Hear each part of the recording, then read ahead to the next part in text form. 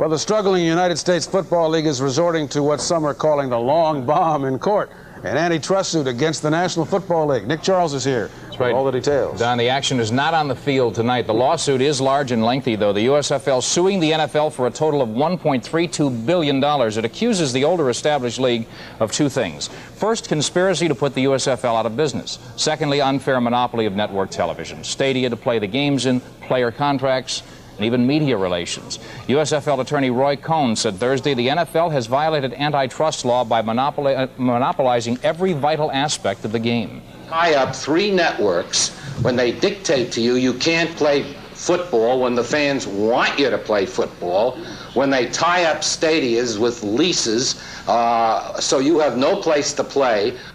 The NFL owners each made $14 million from television revenue last year. The USFL less than $2 million. NFL teams average almost $1 million in profit. USFL teams lose $3.5 million apiece. So is this action akin to a drowning man grabbing at razor-sharp knives to stay afloat? Donald Trump, who owns the New Jersey Generals of the USFL and represented the owners, answered this way. I think we have an excellent lawsuit. We have a case of a total monopoly by the NFL, and we expect to be successful in court. We're not doing this for any other reason. The NFL has reserved comment on the issues, but Commissioner Pete Rozelle did say Thursday, quote, "This suit is a transparent effort to interfere with our season and to lay the blame for the USFL's well-known problems and failures at someone else's doorstep," end quote. But the USFL says the NFL has been busy with a conspiracy committee whose only aim was to bury the new league. They just put every roadblock in your way, which they can do by virtue of their economic muscle. And that is exactly what the Sherman and Clayton Antitrust Act say. If you do it, you pay treble damages to the people who suffer as a result of your doing it. So the USFL will play this spring, but they voted to move to the fall in 1986, competing directly with the NFL. But Cohn argues the league is committed to football. The networks are committed to the NFL at the exclusion of his client. Finally, the cast of characters is appealing as well. The mighty Pete Rozelle on one side, USFL Commissioner Chet Simmons, a former network sports executive, Roy Cohn, chief counsel for the late Senator Joseph McCarthy Senate panel, and there's even father against son. Edward DeBartolo Sr. of the USFL Pittsburgh franchise is in effect suing son Edward, who is presently president and owner of the NFL 49ers. So the plot is already thick, and they haven't even gone to court yet.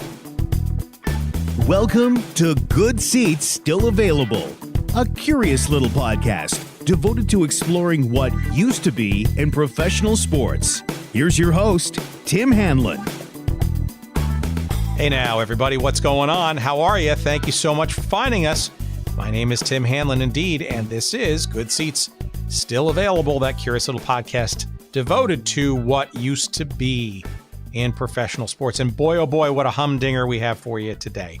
The clip that you just heard is from a CNN broadcast featuring the late Nick Charles, a tremendous and underrated sports journalist and broadcaster, by the way, that came on October 17th, 1984, which is the day that the United States Football League, otherwise known as the USFL, continued its wacky journey by declaring or filing an antitrust suit against the NFL for restraint of trade and a whole bunch of other things, and set in motion a completely dramatic and chaotic and curious plan of attack after running in the spring, the USFL, in the years of 1983 and 1984.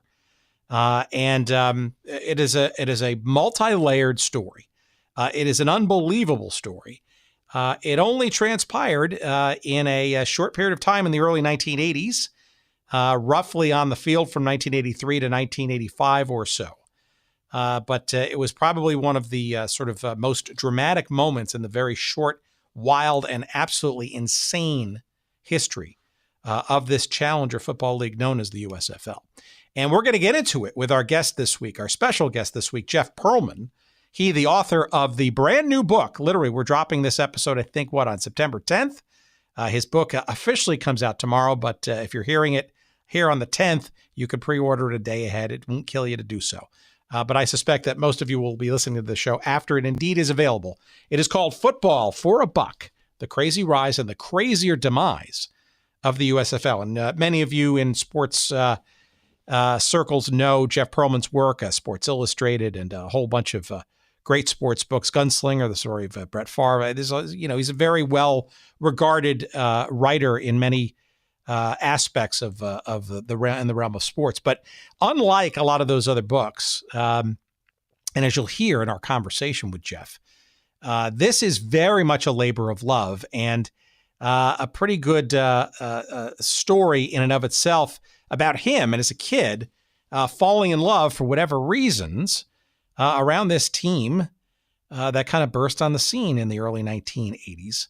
Known as the United States Football League. And, I think it's going to be a very interesting next couple of weeks and months as this book sort of permeates the landscape. And I will tell you, I've read about 3/4 of it already, and it is just an absolute hoot. You don't have to be a fan or a nerd of the old USFL or the stats and all that kind of stuff to appreciate the narrative and just the absolute craziness and the stories that come out of this. And of course, we've spent a couple of previous episodes with our friends, Bob Moore, the former public relations chief for the Philadelphia, then Baltimore Stars. And of course, our episode with Paul Reiths, who wrote the book that came out last year, sort of the seminal sort of statistical and background history of the USFL. Those are both very worthwhile episodes and maybe even some good fodder to listen to either before or after this one. But this book, it's a little early to start to compare it to seminal works like Terry Pluto's Loose Balls and his account, or oral history, if you will, of the ABA, or even Jim Bouton's Ball 4, which is arguably one of the best sort of personal remembrances that sort of fits into our genre, the Seattle Pilots of Major League Baseball that one year in 1969. But I don't know. I think it's got a good shot at sort of rising to that level on your bookshelf. And it's a great read. And again, you don't have to be a fan or even knowledgeable about the USFL. And there are just so many storylines. We don't even get to the heart of most of them. But I think you will enjoy this conversation with Jeff Pearlman in a couple of seconds about the USFL. And it is a humdinger of an interview, and certainly a topic. And again, I can't highly encourage you to find and read and devour this new book of his.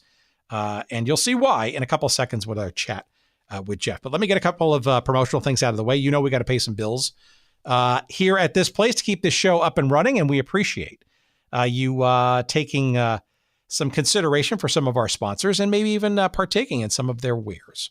One of those wares or places is sportshistorycollectibles.com.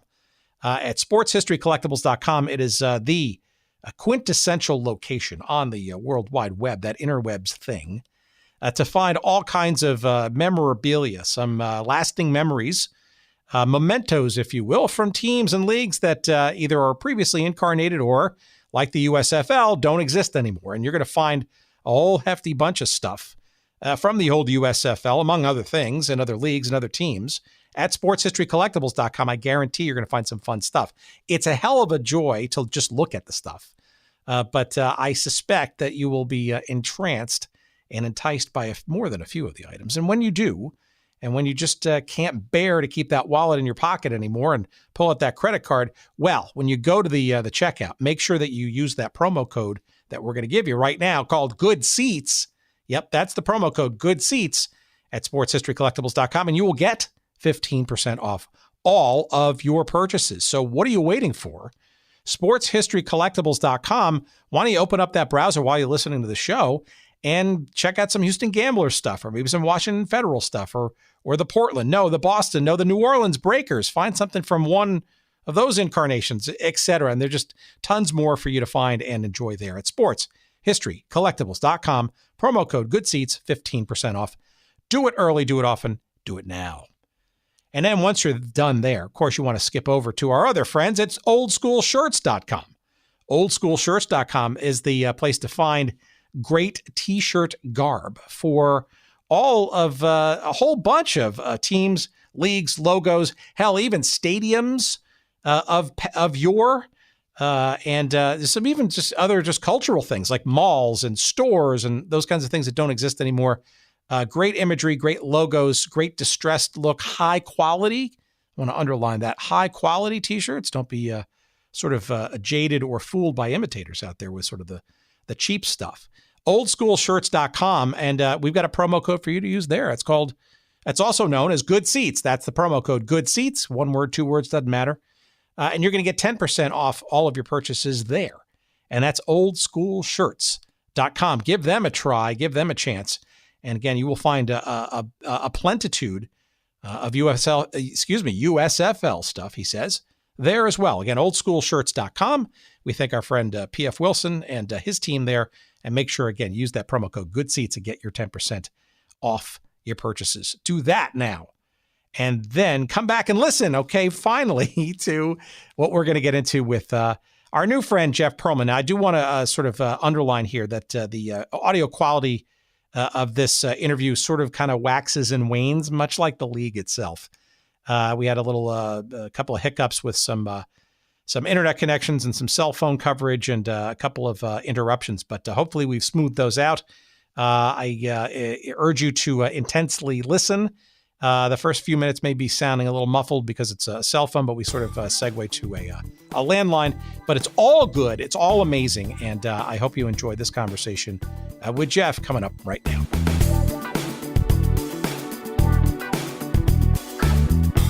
This is a personal project for you, isn't it? This USFL history thing. Oh, yeah, very much. Very, very much. More than any other book I've written. So maybe a little bit of background as to, I mean, you're obviously quite a stellar sports writer of a lot of books, especially on football and the Packers and all those kinds of things. Give our audience a sense of the initial inklings. I mean, don't give away the entire book because there's some really cool stuff, especially in the beginning of how you got this going. But then sort of the wherewithal to finally commit it to an actual book on the topic. I mean, yeah, so I grew up in a small town in New York, and Mahopac, New York, and I remember the USFL. I mean, there are things you remember vividly and things you think you remember. And this I remember vividly. My family we subscribed to Sport Magazine, not Sports Illustrated, because nobody else in my family cared about sports except for me. So Sport was a monthly. We didn't get SI, even though I wanted to. But I would go to the Mahopac Public Library and read Sports Illustrated. And I remember being in the library one day, and it was the new issue, and it was Herschel Walker on the cover, and in a New Jersey Generals uniform. And, you know, I'd never worn before, so sparkling red and white and super crisp. And inside, it was an SI article about the USFL, and there were all the helmets. So, you know, exploding suns and a fist holding a lightning bolt and a guy riding a horse, and, you know, with cool colors, and like, it just kind of blew my mind. And I just sort of fell in love with the USFL as a kid. You know, it just seemed big and bold and different and unique. And they had Herschel Walker, and they started getting other marquee sort of young players. And I just was hooked. I don't even have a great reason. It was mainly the visuals of it all that really got me into it at first. And then when I was a senior in high school, to fast forward a little, in 1990, Mr. Height's AP English class, we had to write our final paper. It was a 20-page paper about the subject of our choosing. And I decided to do the USFL. And the downfall of the USFL, the paper was called, and it was 40 pages, which I'm sure I always think my teacher must have been like, I could do without this. And I just loved it. I just loved the league. And it's been a book in my head for a long time.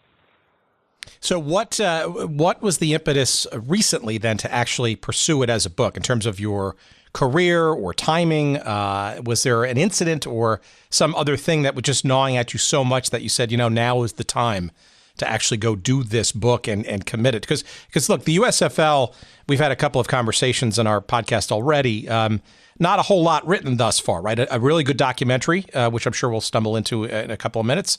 There is a book out there that you do reference called the $1 League, right? Which is basically written by one of the PR people of the USFL, and our former guest Paul Reiths, who's kind of written more of a statistical survey, and certainly very helpful in the entire sort of legacy of the league, but nothing really even approaching to what you've done and you've committed to in this. So I'm curious as to why and how, because it sounds like you had a little bit of a challenge trying to convince a publisher that this was worthwhile. Yeah, it's interesting. You mentioned 2 books. The Jim Byrne book I read when I was a kid, and I loved. And a lot of people thought it was really kind of wonky and, too much about the owners. And I love that book. And the Paul Reeves book, which came out last year, I remember when I found out someone else was writing a USFL book. I was like, oh, you're kidding me. And I love that book. He did a great job. It was much more for the USFL diehards than my book, meaning there's a lot more sort of game coverage and a lot more kind of stuff that you have to be a diehard USFL fan, I think, to really love. And I happen to be one. So I thought Paul did an amazing job in that book. For me, I originally thought about doing a USFL book about 9 years ago. I was writing, and it was just this topic I always thought would be fascinating. But at the time, I'd only written like 3 books, and maybe I was coming off the Roger Clemens book, which hadn't sold that well. And the USFL, like trying to convince a publisher that a book about a 3-year spring football league from the 1980s can sell is harder than you might think. It's just hard to convince people. They want big names and big topics and something that's sort of timely. And there was no great timely elements of the USFL. But when I was pitching my Favre book, the Brett Favre book, and I had a couple of people bid on it, and I said to Houghton Mifflin, I said, what if I take a little less to do Favre and you've let me write this USFL book? And luckily I have an editor there, Susan Canavan, who bid. And she said, okay. And it's funny, it had literally zero to do with Donald Trump in politics, Donald Trump as president. And then all of a sudden, because he's here and because he kind of ruined the USFL, it makes the timing much, much, much more interesting and promotionally kind of complicated. Because all of a sudden, you're not just talking about a sports book, you're talking about a political sort of prologue, and it's become a lot of different things. Well, let's get into that. Obviously that's kind of one of the big exclamation points of this story, right? And by the way, if you've been living under a rock, right? I mean, Donald Trump was part of the USFL ownership. But look, there's probably a whole generation of people out there, younger kids, who kind of don't even know all of this, right? So I think it is timely, and there are parallels, which you have been very vociferous with on social media, but it's hard to ignore it, right? I mean, it's literally almost a microcosm of what arguably is much more writ large today, for better or for worse, right? But the evidence or the inclinations and or the personalities and the behaviors, right, very, very pronounced, in this story. How did you approach doing this book? I'm really interested, I guess, in, okay, so you got the commitment. That's great. This is a long time childhood inspired passion for you. How do you begin the process of, getting this book together? Like, how do you approach it? Who do you find? How do you, what is your method, I guess, to get this going? I mean, a few things I did. One thing I did differently than other books is I put out on Twitter immediately that I was working on a USFL book and social media, because I only had a year to do this book because of the money. Like, I did not get paid a lot to do this book, so I couldn't take 3 years or 2 years to do it. So I thought, I'm going to get as much help as I can and also try to get people into the idea. So I put out pretty early on, and I started getting some response from, my uncle played in the USFL, blah, blah, blah. And one of the early things I did is I went on eBay and I found all the old USFL media guides. And I probably owned every team's media guide from at least one of the years, if not all 3. And then you start going through person by person by person, making a word file for them, trying to find them, hopefully finding them. Maybe they know someone else, or you do a Google search and you find out, former Gunslinger defensive back Pete Rayford is now a college coach. You call the college and leave a message for him, that sort of thing. And you just call and call and call. And at the same time, I'm digging through the Sports Illustrated library, which luckily I work there, so they let me use, going through all old USFL clips. I'm reading every book that even hints at the USFL, the $1 League, Paul's book, the annuals that the USFL used to put out by the Sporting News. And you just, at the same time, you're digging, you're taking notes, you're interviewing people, you're comparing notes. And it's all this big whirlwind of crazy USFL activity all at the same time. How do you, though, prevent, and we'll get into the story of it in a minute, but how do you prevent going down, I got to think, numerous rabbit holes, right? Especially like a YouTube, right? When you see clips of Keith Jackson and all the games. I mean, how do you prevent yourself from sitting there watching entire games and almost going back to your childhood memories and sort of reveling in them without, or do you kind of throw it in that sort of proverbial bucket called research and just chalk it up? Yeah. I got to do this. No, it's part of the best part of it is watching those clips. I mean, I've watched the opening quarter of the first USFL game, which is the Chicago Blitz visiting the Washington Federals, a gazillion times by now because I just find it so funny.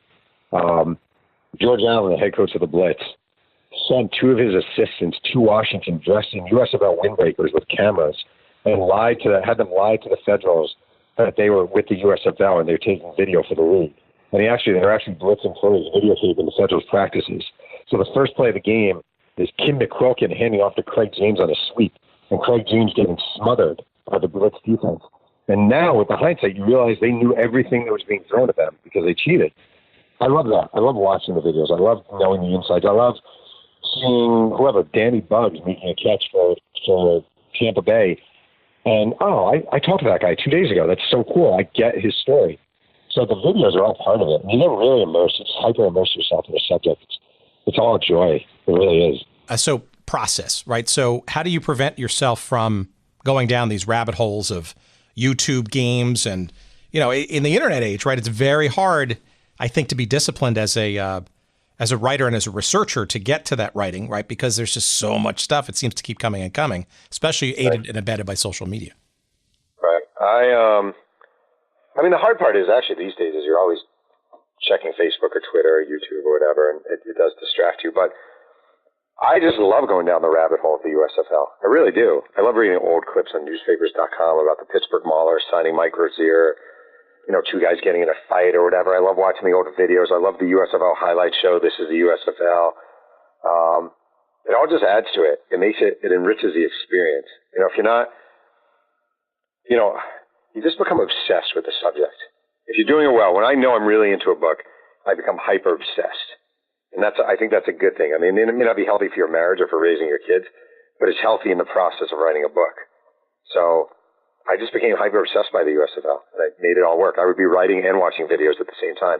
I'd be watching Federals Blitz or Outlaws Gunslingers, and loving the sound of Keith Jackson and Lynn Swann talking about the game. Or I just loved it. I just loved it. That's a quick answer. I just loved it. All right. So setting up the narrative, then, how did you think that this story would be held together? Right. I mean, you mentioned perhaps one of the exclamation points near the end, right? But is it a chronology approach? Is it a thematic story that gets buttressed by certain individuals that exhibit similar themes in their respective experiences in the league? How do you even approach to framing what this story is going to become? So it's kind of like a tree with a lot of branches, and there's a chronological. Obviously, the key thing is there's a chronological element to it, which is 83, 82, 83, 84, 85, 86. All right, so you have this order. The league is sort of agreed upon. The owners, they find the owners, they start signing players. First season, second season, third season dies. So you have that. And then you basically branch off of it. All right, we have this league. We're going to start drafting players. Oh, Herschel Walker decides he's going to join. There's a branch right there. We have the first few games. The Chicago Blitz are spying on the Washington Federals. There's a branch there. So you're just you're always adhering. You're always going straight ahead, meaning you're going in this chronology. But you'll turn left for a little bit and come back to the chronology. Turn right, come back to the chronology. Maybe you'll group a bunch of events together. Like in 1984, in the lead up to the season, the Pittsburgh Maulers signed Mike Crazier, the Heisman Trophy winner from Nebraska. The Oklahoma Outlaws signed Doug Williams from the Buccaneers. Steve Young signed with the LA Express. Joe Cribbs signed with the Birmingham Stallions away from the Buffalo Bills. There are all these big signings. So maybe you group those all together as a little off ramp from 1984, but then you come right back to it. And the thing also that's important is, it's easy to forget, the games are not that important. The action itself is not very important. Most people reading this book do not care about, Jimmy Smith catching a 30-yard touchdown pass from Cliff Stout. I do, but most people don't. So you don't want to get too embedded with the action of games from 30 years ago, because generally that's the least important part. No, I will tell our audience this book is eminently accessible. If you're a sports fan generally, perhaps you were alive during this period of time, or maybe not even, and just as a pop culture sort of reference, right? I mean, this is, the liner notes from your PR people kind of connote it or equate it with perhaps the seminal works of the ABA with Terry Pluto's Loose Balls and Jim Bouton's Ball 4 for Major League Baseball, the Seattle Pilots. And having basically plowed through about half of this book last night, I don't disagree. It's pretty seminal. I mean, it's a rollicking story with lots of branches like you're talking about, but it's historically in pattern so that people can actually learn and find out. So I think lots of folks, both the sort of completists, diehards that were there and do remember those particular nuances and the games and all that kind of stuff, but also just the sports fan in general who either wasn't paying attention or maybe have a fleeting recollection and just to realize that, oh my God, I didn't know all of this stuff, and maybe even in the framework of today's modern presidency, right? Well, it's funny, you mentioned Loose Balls. Like I'm not saying there is, if there were like a companion book to Loose Balls, this is that kind of thing. I'm not saying I read Loose Balls. Loose Balls is so good and so ridiculously entertaining. But I did think about that book, and that book is more of an oral history. It pretty much is an oral history. That's true. I thought about that book a lot when I was writing this book. Now, were you tempted to go the oral history route, or did you feel that a narrative was more easily achievable? I think if I had not read Loose Balls, I might have possibly gone oral history. I've never done that, but I might have. But I felt like that would be such a deliberate sort of, Terry Pluto did that so well, and it was so original. To come along and sort of do part 2 of a football league and copy his approach, I didn't feel that great about, so I decided not to. All right, let's get into a couple of things about the USFL itself. He says, and actually something that I didn't really even know, and I'm wondering now. This is showing my naivete, but you're the super fan and expert author, right? On page 8, you call a little story about one young brash Donald Trump. A couple of years before he enters as the New Jersey General's actual owner in '83. Is this a new piece of information, or was this kind of, I didn't even know about sort of this preamble, so to speak, about sort of his pre-involvement or non-involvement even before the General's ownership thing happened a couple of years after the league got going? If it's known, it's not very well known. I don't remember where I got it, if it was from an interview or I don't know. I don't know if it was in Paul's book or not, but it's very unknown. And in fact, when Trump sort of showed an interest in '84 in being an owner, or late '83, Chet Simmons, the commissioner of the league, sent someone to the public library to do a thorough background search on Trump and his holdings and blah, blah, blah, and what was written about him. So I don't think that much was known about Trump, even within the USFL at that point. They thought he was going to be the owner of the New Jersey franchise early on. He just called in when they were supposed to be at a meeting and said, yeah, sorry, guys, not going to do it. But then he came back a year later because he saw something that he liked. But I don't know how well known it is. I feel good about it. No, that's great. So give me a sense of what you think the mindset is as this league gets going. I mean, I think one of the themes that sort of pops out pretty quickly in this narrative is deep pockets and large egos. I think, as a matter of fact, that's even sort of a mantra of some of the owners or the guiders, if you will, of this sort of idea. But is it too easy or facile to sort of put the ownership group and their mindset while putting this together as simply that of big boys and their toys? But it seems like it's a common theme, however, with just about everybody who played here. Yeah, I think that's fair. I mean, some of the pockets weren't as deep as people originally thought, and that was a little bit of an issue. I think the idea was that guys they all knew they were going to lose money in this, or at least they were told they were going to lose money at the beginning. You're not going to make money your first year. You got to spend money to make money. I just think there's something, I mean, it's not just with the USFL, there's something really appealing to large egos about owning sports franchises. There's something appealing about being cheered by a stadium with 60,000 people as you address them as opening day. It's appealing to do what Jerry Jones does very publicly, walk through the locker room, have these superstar, uber famous athletes calling you Mr. Jones or Mr. Trump or whatever it may be. Like the appeal of pro sports, even though so many times in the past it has not made money, and it's actually wound up hurting people, it's just irresistible, especially if you have an ego. It's irresistible.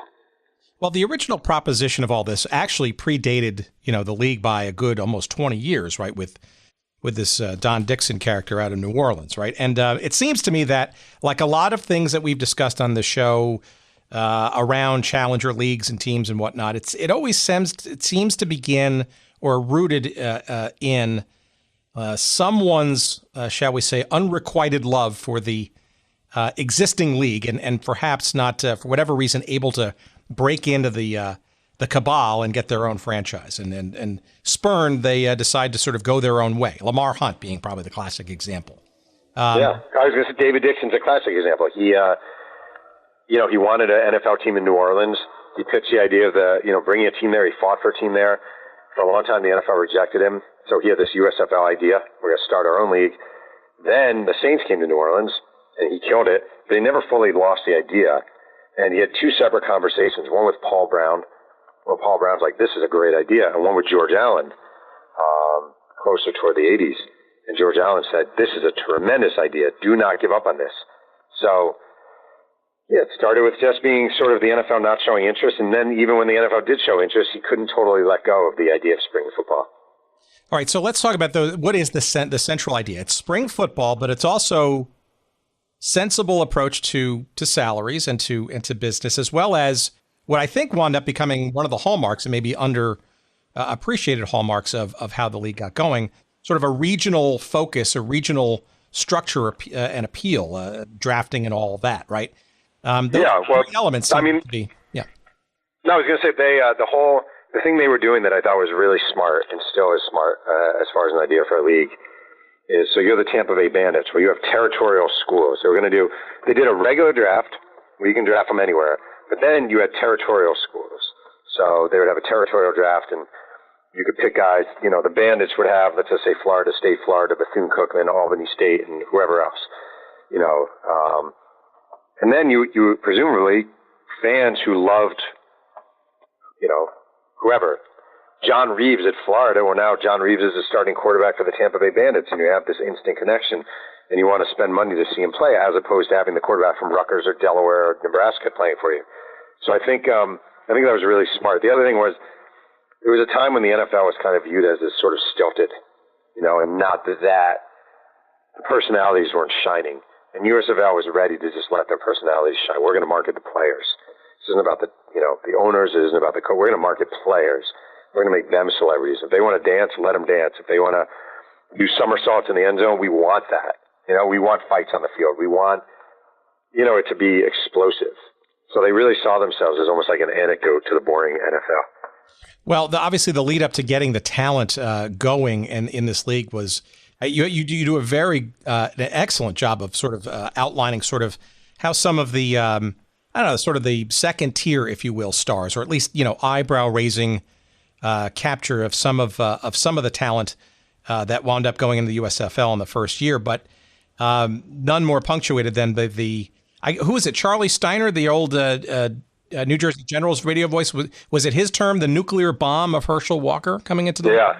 Yeah, it was a nuclear bomb. It really was. It was just it was like, it's hard to imagine now with players coming out so early, and only really getting to know college players for a year or two, what it was for Herschel Walker. First of all, how big of a star he was at the University of Georgia, where he was, like a Greek god of college football. And then, guys didn't come out on early back then. The NFL wouldn't take you. And here's Herschel Walker, and he wants to come out. And the USFL is all of a sudden, this perfect opportunity, and they're going to pay him a lot of money to do it. So the idea of Walker leaving college, or especially a kid from Georgia playing for the University of Georgia, the halfback number 34, Heisman Trophy winner, the idea that he would leave school early, leave his home state early, to play in an upstart league, it seemed preposterous. And then it happened, and that was really the first time the NFL had to say, oh my God, what the hell is going on here? Because if you'd asked anyone with the NFL, is Herschel Walker going to go to the other league? It's preposterous. Of course not. But he did. But arguably that was maybe more of sort of the I don't know, I'm going to call it the last straw, but certainly something that kind of got everybody's attention.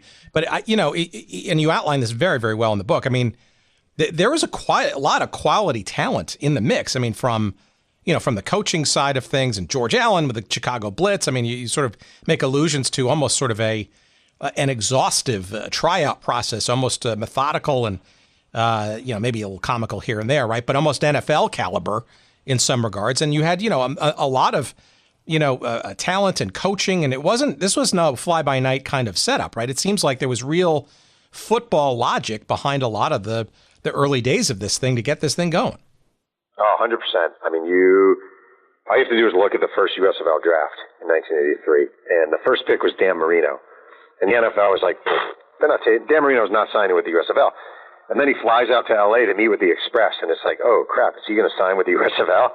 And he didn't. But the number 2 pick in the draft was Tim Spencer, the halfback from Ohio State.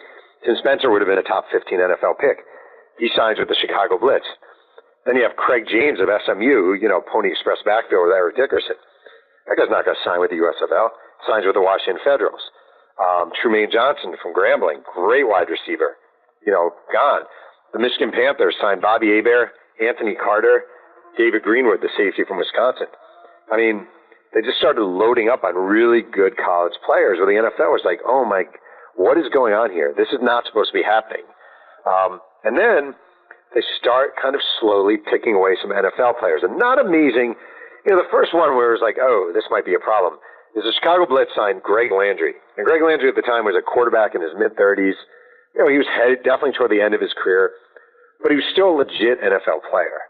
And then Stan White from the Baltimore Colts signs with the Blitz too. And they start getting these guys who are still okay NFL players, and they were picking the USFL over the NFL. And that was scary for the NFL also. Well, look, too, it's also, there was sort of at least at this point, an even-keeled kind of approach, right? I mean, I think the franchises themselves were, maybe $50K, I guess, in terms of, but the support behind it, I mean, a credit line of $1.5 million and a commitment to, I think it was like something like $6 million for operating expenses. I mean, that's, you're talking about almost $10 million to kind of even just, in the first year. I think that's, but it's also very interesting that how quickly, and we talked about this with Paul Reiths in their previous chat, almost, after the end of the first season, relatively successful. It had a lot of benchmarks, right? It had a lot of TV ratings benchmarks, and then the attendance was about where, 25,000 or so, where they thought it was going to be. A bunch of owners, though, kind of somewhat headed for the doors, though, nonetheless. Kind of curious. Yeah, well, there was a real panic move, I thought, that if you look at the sort of trajectory of the USFL, wasn't wise, which is after 1 year, they expanded by 6. So they went from 12 to 18 teams in 1 year. It's a ridiculous idea in hindsight. And they did it because it was quick money. The franchise fee was, I think, $6 million a team. So you're going to have this influx of money after some real losses the first year, expected losses, but still losses. So, but all of a sudden you have teams in San Antonio, Texas, Tulsa, Oklahoma, markets that didn't quite make sense. Some of the markets were great. Jacksonville was great. Memphis, very solid. Houston was great. But they just moved too fast because they got nervous. I think a lot of these owners, the idea of, okay, slow and steady, well, that sounded good. When you're actually losing money, it's not so easy to just sit there and say, okay, slow and steady. So there was a lot of panic.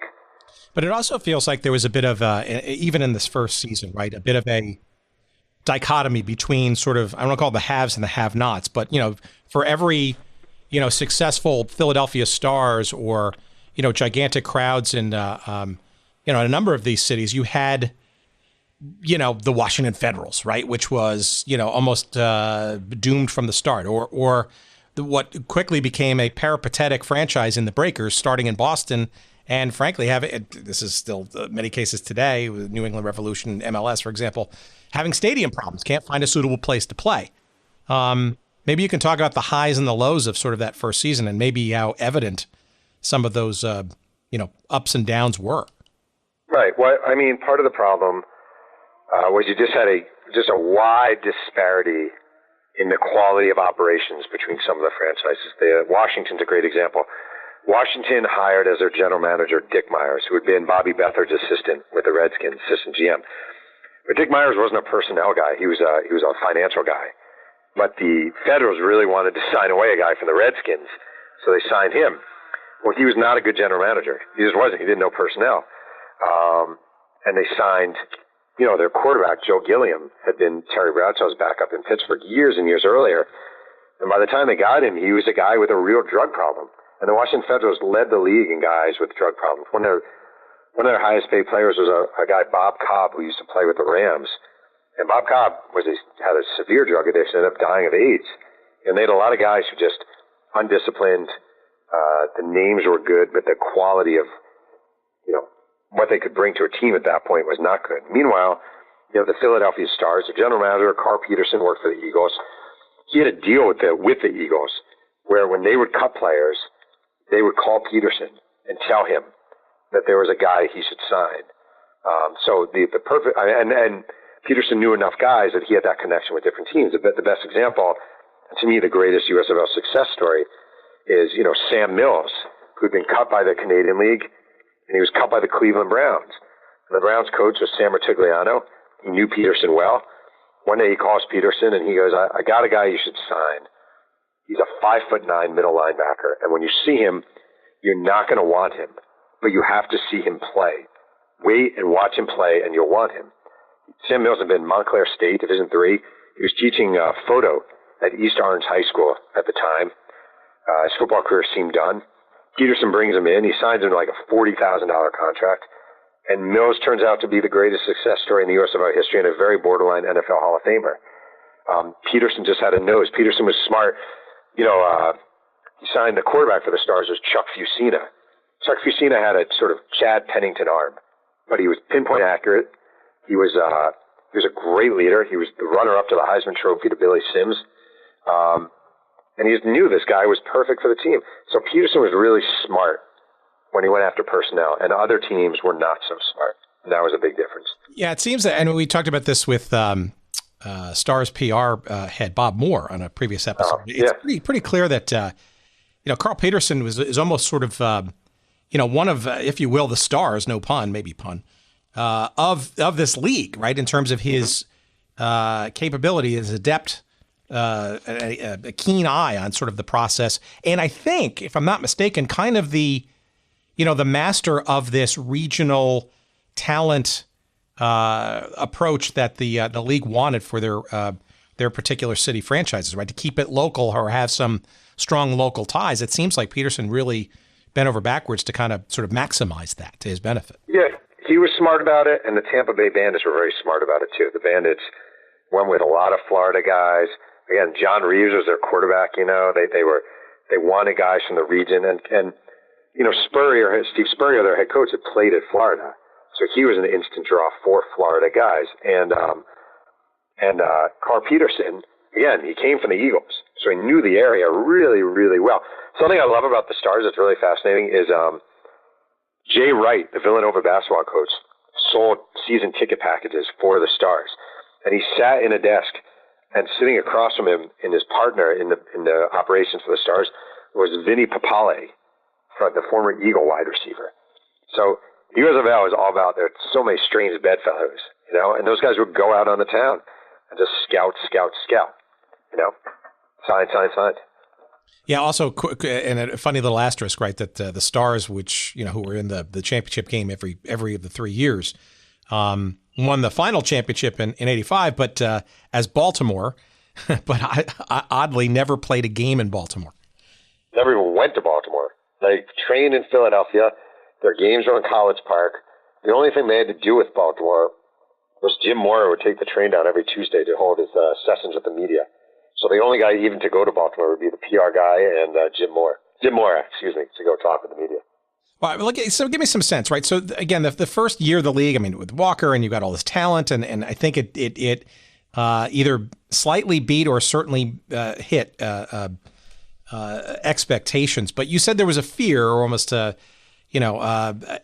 it is either trying to continue to capture this lightning in a bottle, or perhaps some early recognition that there was some, I don't know, say loosely foundational teams and processes and people involved. I mean, the allure, right, of signing or getting 6 new franchises, right? Seems like, from an outsider's perspective and maybe through an historical lens, a money grab for cash, which tends to often call out maybe the need for such, right? So do you think that that was what was fueling it, or were they just trying to kind of go with the flow given the relatively solid success of the first year? No, they panicked. You think it was really panicked? Oh, 100% panic. It was panic. They lost money. They weren't comfortable losing money. These are guys who were successful businessmen. They did. Again, the idea of you're going to lose money, okay, I can deal with that. But actually doing it is terrifying.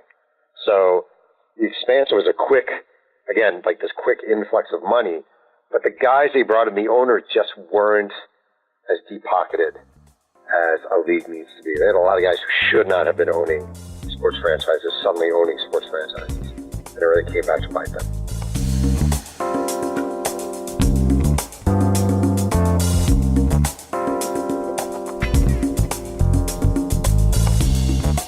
All right, we're going to take a quick little pause here. We got to pay some bills. And look, nobody, likes living in the past. We do revel in it, certainly, when this little show.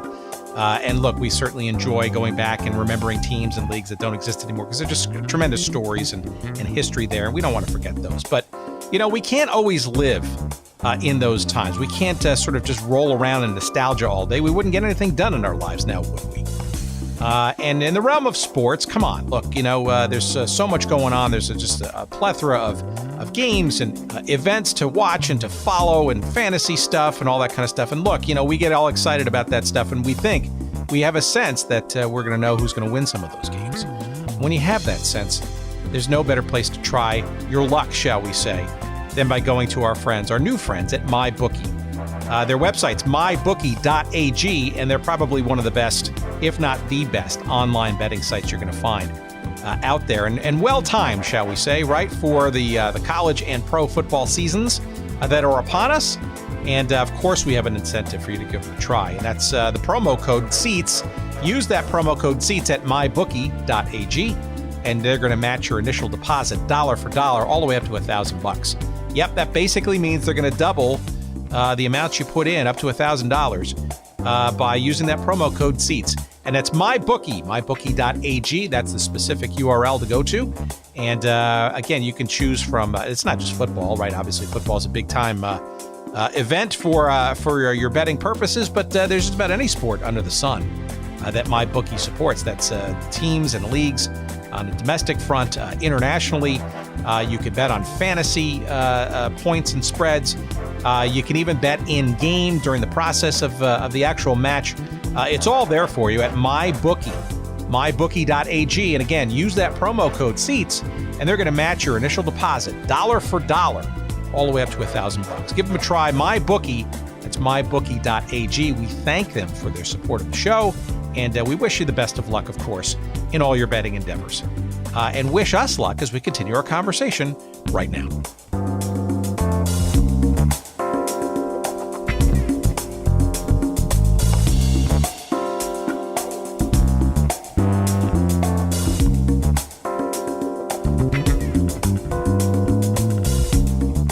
So give us a bit of a sense of some of the more, shall we say, comical attempts at franchises, right? Both the expansion as well as maybe year 2 franchises coming back, maybe that shouldn't have. Just to give our audience a sense of, besides some of the great franchises, some of the ones that are just, so wobbly and comical that stand out. Yeah, I mean, the best franchise in the USFL was the San Antonio Gunslingers because they were just nuts out crazy.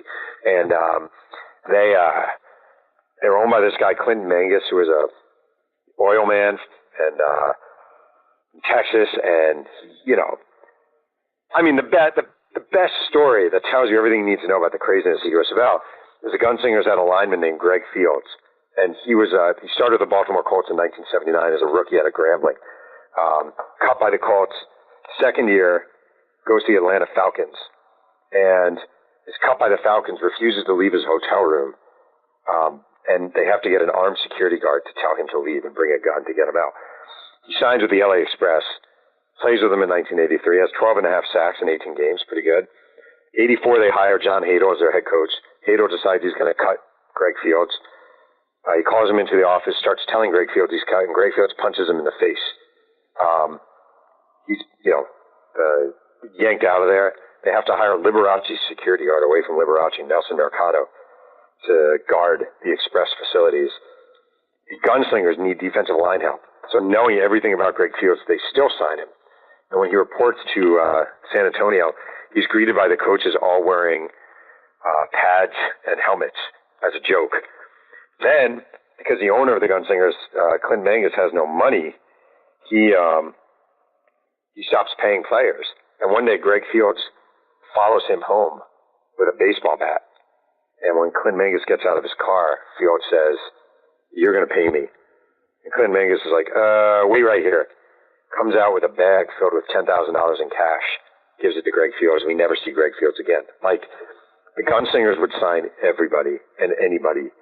And they, Clint Mangus, the owner, hired all his friends to run the team. So you would have guys with important football positions whose main experience was like, they'd operated a feed store, or they were a high school gym teacher. It was just crazy. So it was like the wild, wild west of football. It really was. So where is Dixon in all of this, right? He's obviously been, person sort He's of... out. He's out. He had a right. One of the things was, as a founder, he had a right to a franchise, or he could sell the rights. And he sold the rights after season 1 to Jerry Argovitz, who then founded the Houston Gamblers. He kind of wanted nothing to do with it after he started it. It was kind of weird. I think he saw where it was going and didn't feel that comfortable. Yeah, because arguably he could have been the voice of reason, the idea of a salary cap and all that kind of stuff. It seems that, I don't know, maybe this is my projection on this, but it almost seems like the whole Herschel Walker thing was sort of the first sort of not only salvo for the league and getting its attention in the sports world, but maybe the beginning of the end of the business model just right there. I think so, to a certain degree, because it kind of blew it up. And they got that. I don't think signing Herschel Walker was a mistake. I think it gave them a lot of attention, but I think it set the stage for, we're just blowing this whole thing up. We're doing what we got to do. And here, we're going to make an exception here. Well, once you make one exception, you can make a lot of exceptions. That's the big problem. And that's what they started to do. Well, it seems like one of the things they did get right was television from the very earliest days. And Dan Dixon certainly very, very solidly believed that was part of not only the credibility for this league, but also as a revenue source. Do you have any sort of tales of sort of the television coverage in that? Because if you look back, you young whippersnappers out there who just want to go take a look at YouTube and sort of see, you'll actually see these broadcasts are actually very high quality. I mean, you mentioned Keith Jackson before, and the production is very top notch. And ESPN covering, I think it was 2 games a week with, I'm trying to remember, Jim Simpson. Sort of basically, I think was the lead anchor for many of those games. It seems like it was well done, right? The broadcasts hold up if you look at on YouTube and stuff, and it's clearly that Dan Dixon had television in mind, obviously from the original proposition. It seems like that did pretty well for itself as an advertisement for the league in terms of generating attention and the quality of production. No, I think so. I mean, the 2 guys, the main guys for the national broadcast, were Lynn Swann and Keith Jackson. And if you watch the broadcast, Keith Jackson obviously is really, really good, and Lynn Swann is not very good. But he was young and kind of new and recently retired. But it was really good. They had Mike Tolan, who has since gone on to a really big career with films like Radio, and he's done a lot of sports movies through the years. He was running the weekly highlight show. He was like 24 years old. He was doing the weekly highlight show. This is USFL. Also really good. And they have, they were on ESPN. They were on ABC. They made a really big mistake TV-wise by not having a blackout rule imposed, and that really hurt attendance. But yeah, they were rolling along. It wasn't perfect. There were a lot of mistakes. You interview some guys from the league who say the Trump blame is way too lazy, that they were making a lot of mistakes and the owners made a lot of mistakes. I think there's definitely some truth to that. And talk to other guys who say they dragged it down by going to the fall. So there's a lot of blame to go around on that one. All right, well, let's get to one of the crucial elements, right, of sort of the success of the league, and frankly, what I think became the biggest fault line of management, the owners, was this, I guess this sort of abandonment of one of the key essential tenets of the league, and that is of playing in the spring. That is not going, directly with the big behemoth that is the NFL, the idea of expanding football to other parts of the year, having that sort of area or that part of the calendar to themselves, with just, why, where does this idea come from? I don't think it was just as simply that of Trump, or was he the original genesis of that idea to go? The move to go to fall? Yeah. No, that was a Trump idea. That was, he actually was the first one. He started whispering the idea to newspapers. It's really weird. And in fact, you know how he has his fake publicist that became, John Barron. He was using John Barron to call different newspapers and say, Mr. Trump is one of many owners interested in moving to fall. And you can look back and read John Barron quoted in different newspapers. He was the one who put it out there. And he kept saying, he got Eddie Einhorn to show interest in the Chicago franchise because the Chicago franchise did terribly. It died after '84. And Eddie Einhorn was another guy, former White Sox exec, who was big into the idea of moving to fall. They both guaranteed everyone they get these great TV deals. And they kind of preyed on the vulnerability of owners who hated losing money and weren't really comfortable with it, even though initially they knew that would happen. So, Trump sort of stirred it up, and we should move to fall. And he kept calling newspapers, and, Chet Simmons the commissioner would open newspapers and see the USFL talking about moving to fall. And he would be incredulous. What the hell are you talking about? And then he knew it was Trump putting it in there. And John Bassett, the owner of the Tampa Bay Bandits, was sort of the anti-Trump. And he really came to hate what Donald Trump was doing and hate Donald Trump because he was so dead set on moving to fall because he wanted an NFL franchise. Well, that's sort of my next sort of question is, and it's hard to sort of get into the psyche of Donald J. Trump, but not that hard, not as deep as you would think, actually. Well, okay. So was this all rooted in just a desire to either merge or get a franchise in the NFL? Yes, 100%. He wanted the Baltimore Colts. He tried in 1980. He failed. He buys the USFL franchise. He talks about how great spring is. As soon as he gets the franchise, we need to move to fall. In 1984, he has a meeting with Pete Rozelle at the Pierre Hotel in New York with a room Trump paid for. Tells Trump he's happy to sort of do whatever he needs to do to get in the NFL. If that means blowing off the USFL, if that means killing the USFL, whatever he needs to do to get an NFL team, he will do. Pete Rozelle tells him, you will never get an NFL team as long as I'm involved. Trump desperately wants an NFL franchise. He sees it as sort of the old money. He's new money. And he sees these guys, the Mara family, Rooney family, these classic American wealthy families, even the DeBartolos. And he wants in. So after that all doesn't work, he sort of convinces everyone we need to sue the NFL. Antitrust lawsuit. We need to sue the NFL. And the whole idea was, and George Heddleston, who was the general manager of the Pittsburgh Maulers, vividly recalled in a meeting, Trump talking about how he was going to have an NFL franchise. And, the whole idea is we're going to sue. The NFL is going to see that we're suing. They're going to see we're hiring Roy Cohen as our attorney, and they're going to be terrified. And they're going to settle. And that settlement is going to involve a merger of some sorts. So Trump made all these promises. He led the lawsuit. If you look at all the press conferences back then, they're him with Roy Cohen. And they ended up suing. And they didn't call. They were going to have a lot of people from the USFL testify. They did not. Donald Trump was one of their star witnesses. Another one was a drunk Howard Cosell. Another was Al Davis. And Trump was awful. I interviewed a jurist, one of the jurors, and she said Trump was a nightmare. He made the NFL sympathetic. He was this arrogant, bully on the witness stand. And ultimately what the jury decided was, yes, the NFL had a monopoly. Yes, the USFL was correct. The NFL was monopolizing televised football. But the worst enemy of the USFL was the USFL itself. And therefore, they're going to win this suit. We're giving them $1. And that's how they won $1.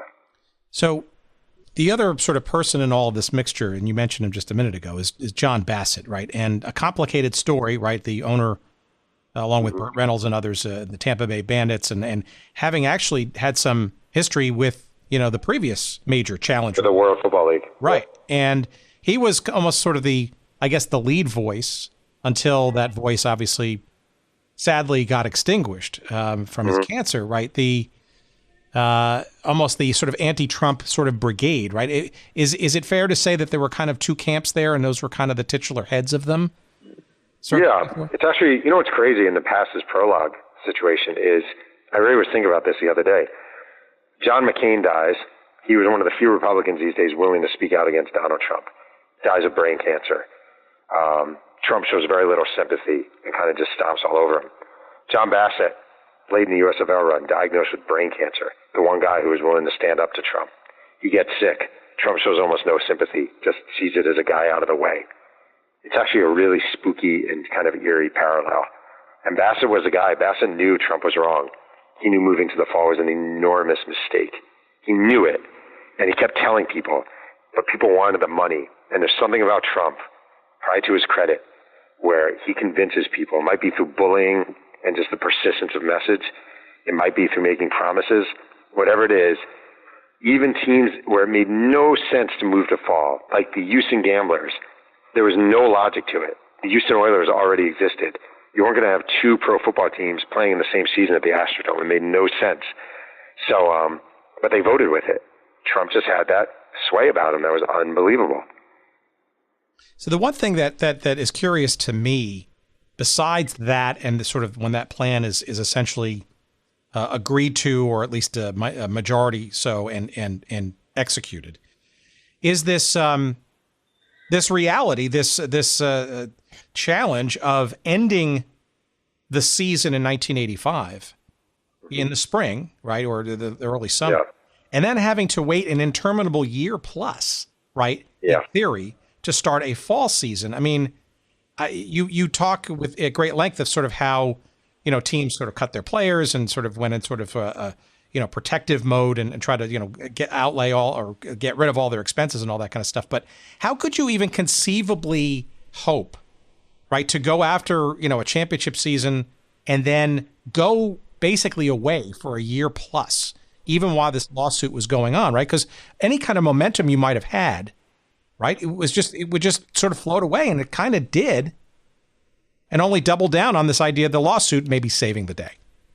Well, it's actually really hard to explain what they were thinking in that regard. I think they were thinking the momentum of the lawsuit would pull them through, and they'd be wealthy and be able to sign all these NFL players, and they'd build this hype, and maybe franchises would move around a little. It was just poorly thought out. Sometimes we presume that people with a lot of money or a lot of success happen to have everything figured out. Just like when we're kids, we think our parents have it figured out, then you become a parent and you realize you have no idea. I just think a lot of it, especially with Trump and the move to fall, it just wasn't really thought of. It wasn't thought out in any logical way whatsoever. It's kind of weird, actually. They really were their own worst enemy, the USFL. Do you sense that? So when the decision came down, right? It almost feels like, and the way you describe it actually almost sort of takes the sort of historically kind of puts it in perspective, because there was that sort of period of time, very short, maybe even during the course of just a day, right, where holy crap, we've been found guilty. The NFL has, right? And then the complete evisceration or large evisceration by such a puny, award of damages. Pyrrhic victory, right? But there's that sort of moment or a series of moments or a few hours maybe where the league, the NFL has got to be truly, shaken to its core. You wonder what would have been had a real sort of significant money award been put on all this stuff. But I mean, how can you describe it? Because I think it almost is indescribable. And some of the quotes that you have in this book about sort of that day seem almost, I mean, I think it's still surreal to a lot of people who were, in the middle of all of it. Yeah. I mean, Chuck Fusina, the Stars quarterback, was taking classes at LaSalle, and the teacher interrupts the class to say, "You guys just won the lawsuit." Pete Rozelle was late to the courtroom, and he's driving, and he hears over the radio that the USFL won, and he has the car turn around to drive to the NFL offices. It's one guy after that, after another. The Orlando Predators general manager is in the office screaming. He can't believe it, jumping up and down. This is the greatest thing ever. And then the follow-up comes. And that's the craziest thing ever. I mean, Donald Trump is sitting in the courtroom next to one of the mayors. And when they announce the award, the guy takes $1 out of his coat pocket and hands it to Donald Trump, like the biggest middle finger of all time to anybody. Yeah, man. I mean, it was a moment. It's like finding out you won the lottery and then finding out your lottery prize is 3 gumballs. It's also interesting, too, that there was obviously labor strife in the NFL around that time, right? Certainly in 87. Mm-hmm. Sure. And you also wonder, too, had, I guess in hindsight, right? But if the league had still stayed as a spring league, burnished its brand, obviously despite the losses, you wonder what could have happened, right, circa 87 when the players' strike occurred on the NFL. That might have been a bit more leverage and or interesting opportunity because that would have been a place for people to play. And ironically, 87, where did a bunch of the talent come from the replacement players? Yeah, well, they called the Tampa Bay Buccaneers the Scaveneers, and John Reeves was their quarterback. The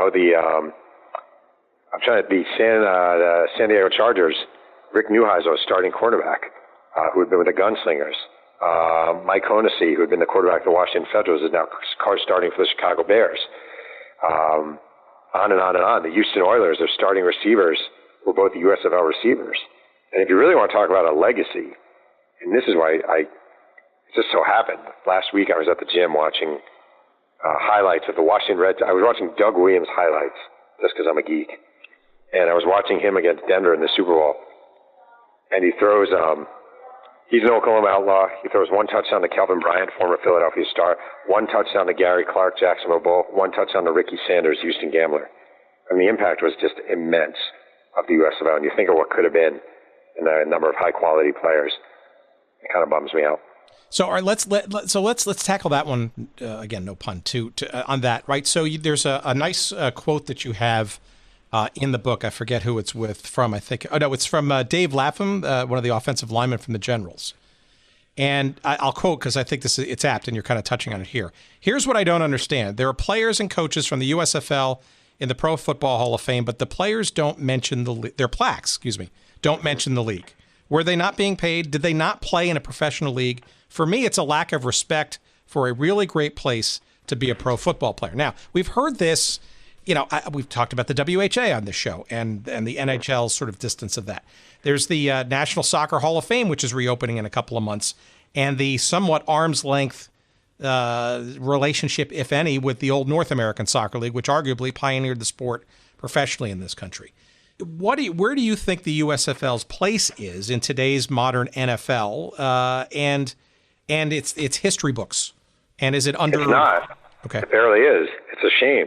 The average NFL player, I bet 1%, maybe 2% of NFL players, even though they might know it exists because of Trump recently.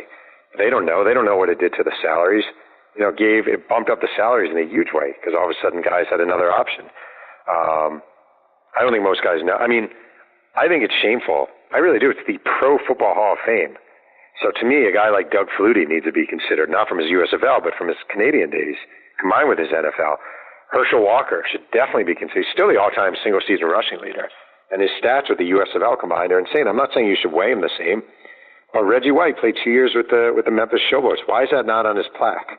It makes him all the more impressive. It certainly puts Sam Mills. Sam Mills won 2 out of 3 USFL titles. If he's a borderline Hall of Famer, that puts him in. I don't get it. And the NFL has never treated the USFL with much recognition or respect. Pro Football Hall of Fame is finally doing a small USFL exhibit this year after 30-something years. It infuriates me. And the guys who played in that league, the thing that sucked about it dying more than anything, it's not the Steve Youngs and the Jim Kellys, they were fine. They moved on. They had great careers. It all worked out. There are, hundreds of guys from that league who are living their absolute dream. Meat and potato guys, slightly undersized wide receivers, maybe a guy who's a little too slow, or a guy whose arm strength isn't great, or a guy like Johnny Walton, the former Eagles backup who was starting for the Breakers, who was able to extend his career. And when that league died, their football lives died with it. Not to mention popcorn vendors and cheerleaders and general managers. And that to me is the saddest part of it all, is that you had this thing. It was great. It gave people these wonderful opportunities. And because of arrogance, greed, etc., it was taken away from them. So why do you think people continue to challenge the NFL with yet more football leagues, right? We saw it with the original XFL. We've got two leagues, the reborn XFL and the Alliance of American Football getting ready to start in the next year, and two, the UFL, which kind of, wasn't, was there for a couple of moments. But what is it about the sport of football and or the NFL and, I guess players' dreams and the talent pool of American football that continues to get people hooked on the idea that pro football needs more than just a 32-team National Football League? I mean, I'm staring at my kid right now. My kid is 11 years old, and he's sitting there doing his homework, and he's wearing a Tennessee Titans jersey because he just loves football, and he loves the colors, and he loves the sights, and he loves the excitement. And there's something about football, not even just the game, the electricity of it all that is really tapped into America. And I mean, from a business standpoint, the NFL makes a ton of money. So, McDonald's started and then Burger King came along. We didn't need more hamburgers, but you see, if they're making money, we can make money off this too. I just think of all the sports, football is the money maker in the world. If we can tap into that, if we can have 1/100th of the success the NFL is having, we're running a successful business too. So I just think people love football. People always love football. I don't care what people say about kneeling or oversaturation. It's still this massive success in America. And I just think people want a taste of that. All right, give our audience one last question then. So going into this entire project and obviously looking through sort of the prism of your childhood and the hagiography of those experiences in the league and then obviously what you learned in the process of putting this book together. Was there anything that you kind of sort of learned and or were overwhelmed or impressed or depressed by that you didn't know before beginning this sort of professional journey to put this in book form? Okay, so here's what I would say. I took my son, who I just mentioned, Emmett, he's 11 now, and I took him on a road trip to find Greg Fields, a defensive lineman from the Gunslingers, and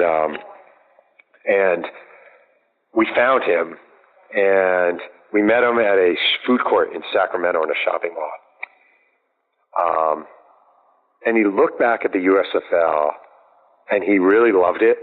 But what really I thought was striking was the profound sadness of a lost sort of dream. I know I sort of touched on that earlier, but that's the thing that really sticks with me is when you're given a taste of something that you didn't think you'd have, and it lasts so quickly, and it's taken away. There was one guy I interviewed who played for the Portland Breakers. He told me he has a picture of the team from the 1985 Breakers hanging over his computer at home, and he looks at it intentionally every single day because it reminds him of something. And looking at it, it doesn't just give him joy; it gives him joy and heartbreak because it was something so golden, but so fleeting at the same time. Well, look, this show is devoted to these kinds of stories and stuff, and in some respects, it's a bit of an oral history too. We try to talk to direct participants in, to the extent that they're still around and or remember and or want to talk about things.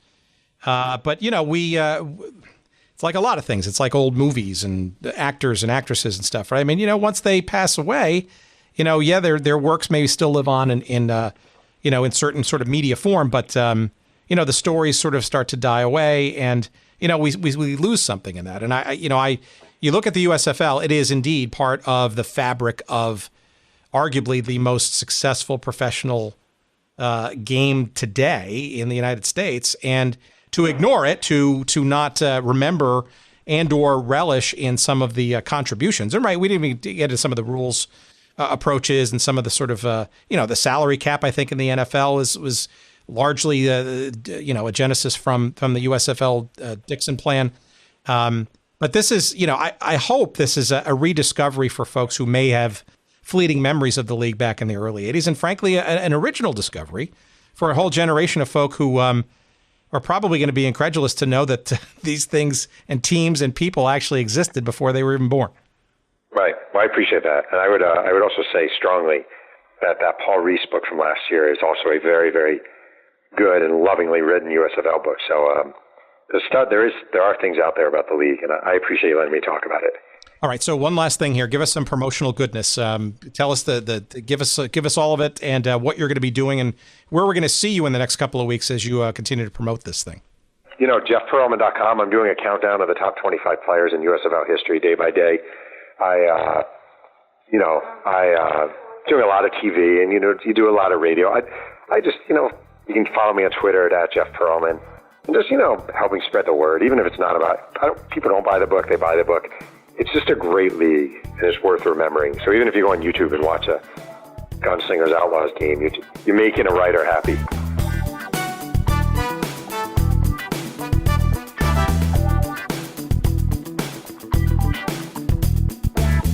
All righty then. That is our new friend Jeff Pearlman, and you will probably be hearing him early and often on your airwaves and in various other promotional locations in the weeks to come. This is one hell of a read.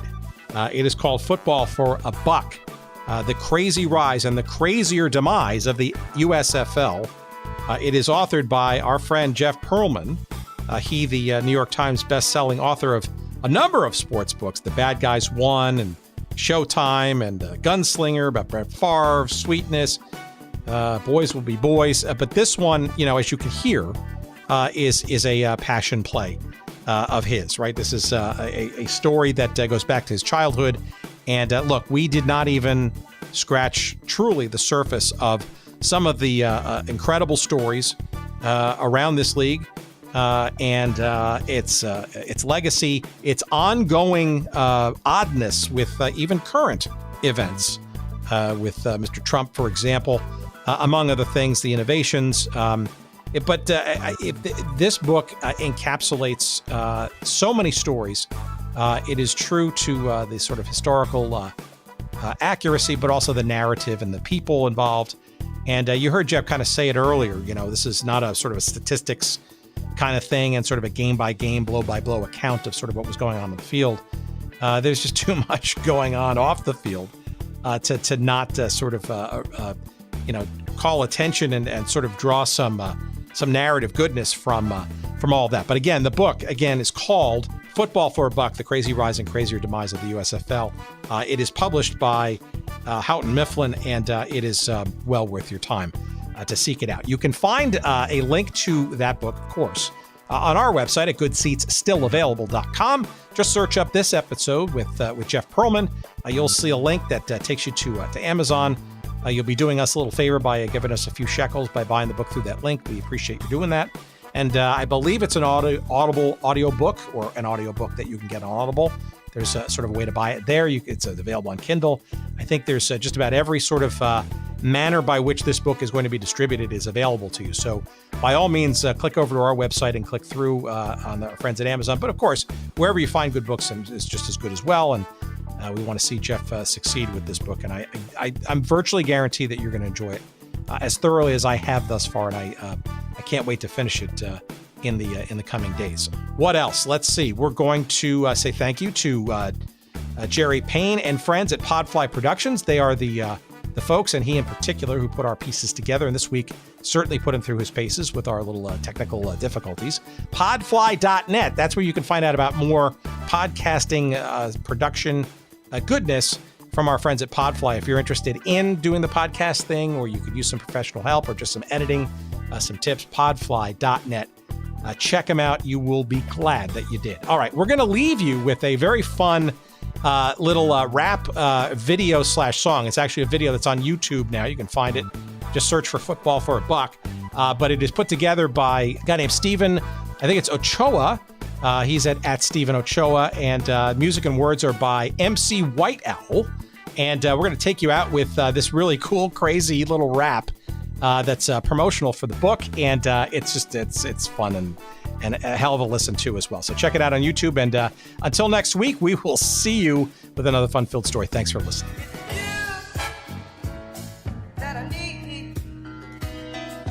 USFL, football for a buck. Just another dream Donald Trump screwed up. The United States Football League.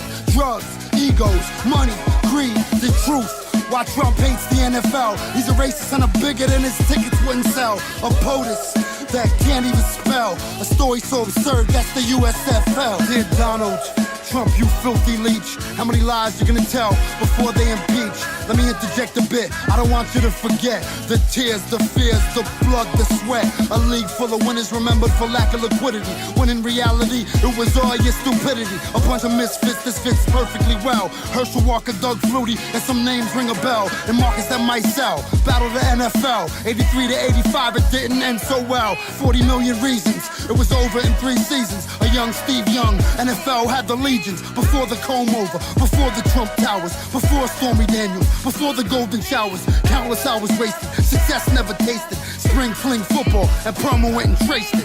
USFL, football for a buck.